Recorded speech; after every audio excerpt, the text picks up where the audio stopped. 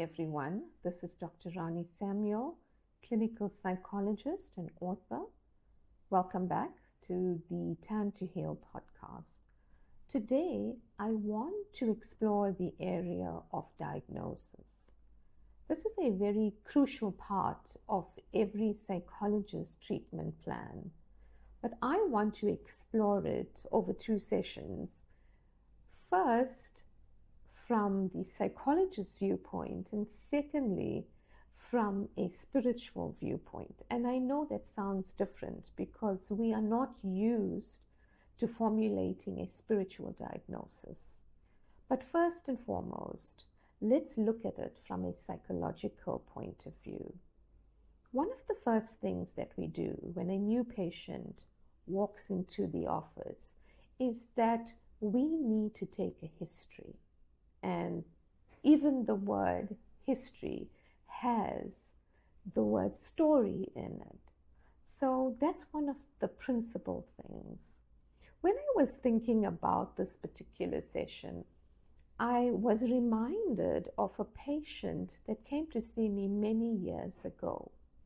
At that point in time, I was writing a column for a community newspaper. And I would write this monthly column describing the cases, looking at what the lessons could be, and inspiring and encouraging people.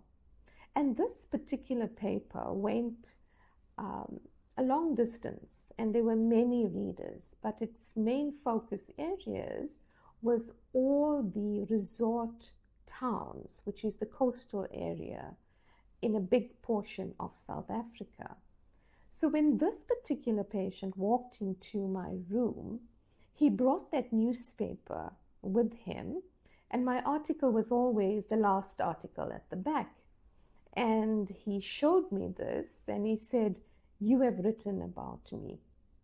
And that particular article was about someone struggling with depression following the end of an important relationship. And immediately I knew what we were dealing with. But as psychologists, we still take a full history. This is the first thing we learn. Well, one of the first things we learn as intern psychologists. The first thing we learn is how to build a relationship with a patient. But I was working in a crisis unit. And in a crisis unit, you have to make quick decisions, and you have to gather information very with speed, because it means, are we going to discharge the patient and have a bed available for the next patient, or are we going to transfer the patient to a longer term unit? And alternatively, will it be a short stay that the patient would have?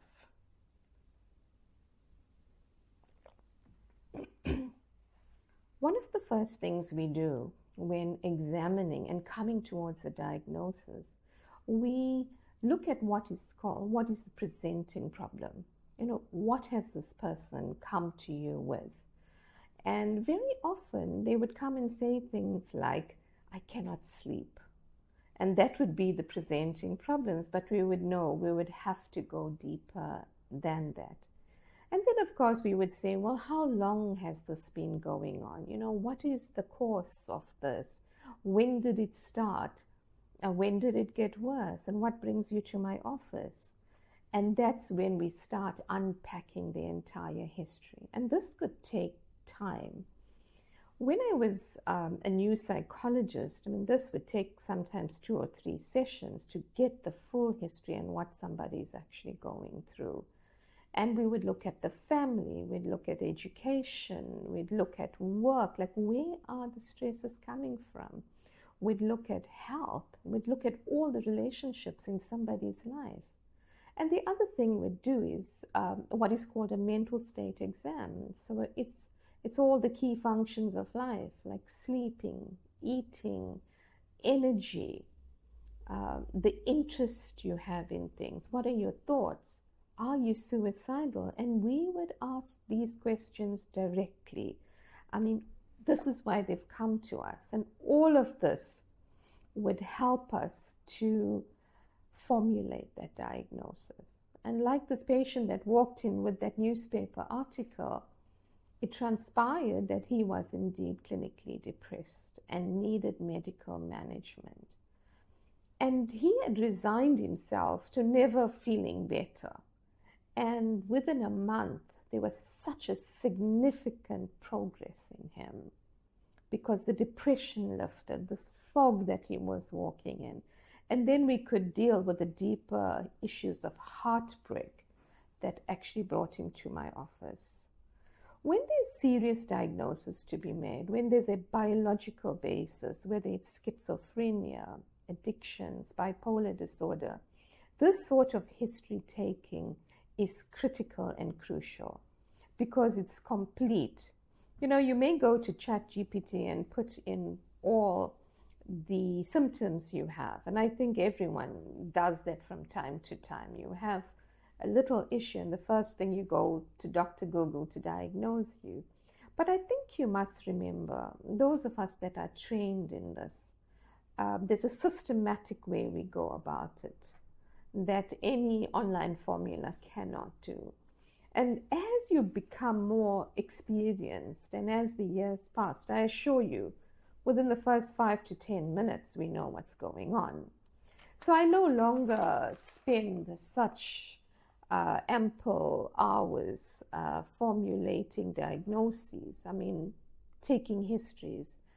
Now, therapy begins right up front. So as we take histories, we can also advise. If someone's battling with sleep due to high trauma, we can advise around it. We'll start the medication if needs be.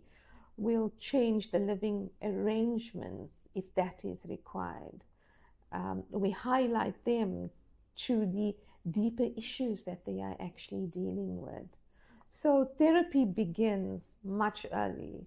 In the early stage of growth, yes, we do depend on a lot of checklists. And as I said, as we get experience, we become very good at this and we can do it very quickly. So what about spiritual diagnosis? I think that that's an area that is never really discussed. But what do I mean when I talk about it? For those of us that have worked for a long time, we have this thing called a scope of psychology or a scope of psychiatry and things that fall within the scope. But I tell you, if you've worked long enough with psychiatric patients, if you've spent time in hospitals, there are so many things that we deal with that is totally out of scope. And it's sometimes we would discuss privately, it's not really a therapist that's needed, but you need an exorcist at times. And we may say that jokingly, but we have seen things that are so dark. And when you sit and talk to a suicidal patient, you very quickly realize that you are dealing with things at times that are so totally out of scope. But I'd like to keep that for the next session, where I can begin to explore these things with you. But any of us put on the news and look at the darkness and look at the evil that's permeating our world and permeating our lives. And it would be incorrect to think that it doesn't exist. So in psychology and psychiatry, we take all the information and we put it into 3 categories.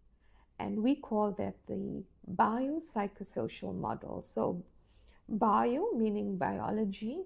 We look at your biology in total. We look at the things that you come in, what you're presenting with.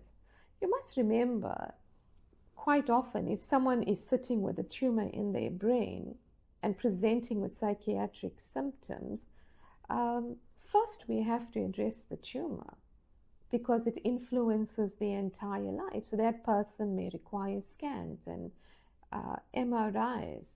At other times, we look at the genetics that the person presents with, and organ functioning, pain. We look at how their 5 senses are impacted. So biology is the first thing that is used in diagnostics. And then we look at the psychological, which is thoughts, emotions, behavior. We look at personalities, and there's various diagnostic criteria to look at and examine personalities. Narcissistic personality disorder has a lot of prominence in social media, but I'd like you to know that there's about 10 personality disorders. They may not all be fashionable as narcissistic personality because it's quite dramatic, but each one tells us about the behavior, the patterns, the nature about people. And we are familiar with all of that because the personality tells us how you see yourself, how you think, how you view the world, and how you're going to respond to treatment. So just to know that there's the biology, the psychology, and then there's the social aspect, which focuses on the support you have. How is your world peopled?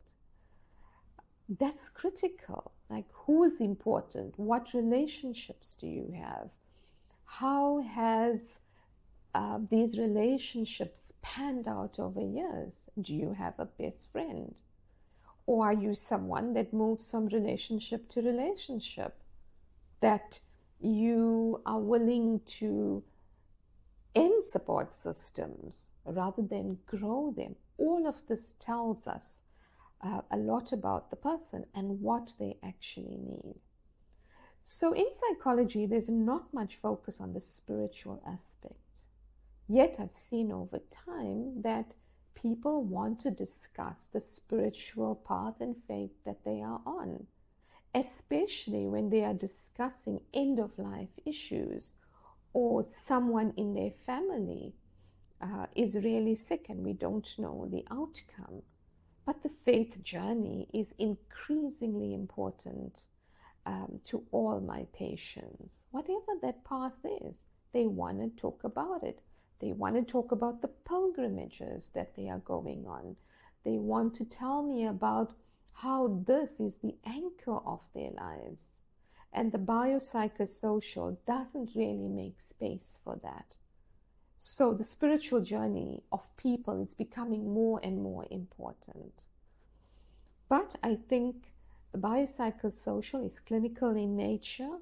It really helps professionals. It helps us speak a common language when we discuss patients. It helps us to form decisions.